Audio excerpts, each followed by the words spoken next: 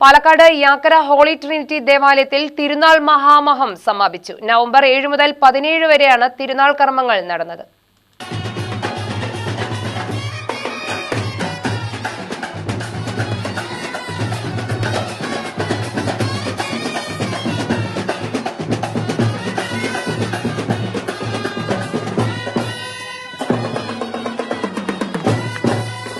ദിവസവും വിശുദ്ധ കുർബാനയും തുടർന്ന് വിവിധ ചടങ്ങുകളും നടന്നു.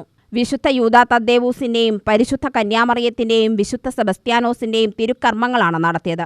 16 ഞായറാഴ്ച വീടുകളിലേക്ക് അമ്പ് ഘോഷയാത്രയും പാട്ടുകുർബാനയും നടന്നു. ഫാദർ സിജോ കരിക്കാട്ടിൽ തിരുനാൾ സന്ദേശം നൽകി.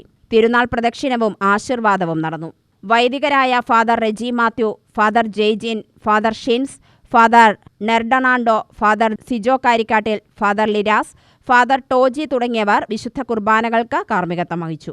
വികാരി ഫാദർ ഷിജോ മാവറയിൽ, സിജോയ് ചിറ്റിലപ്പള്ളി, സുനിൽ, കൺവീനർമാരായ ജോജി, ജെൻസി ജോർജ് തുടങ്ങിയവർ പരിപാടികൾക്ക് നേതൃത്വം വഹിച്ചു.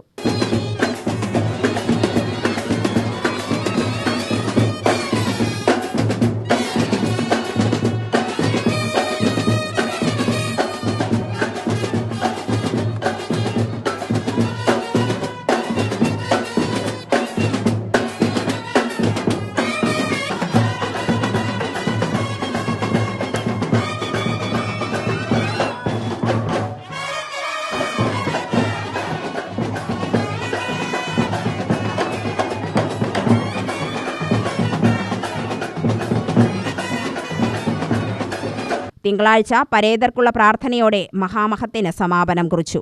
UTV news, Palakkad.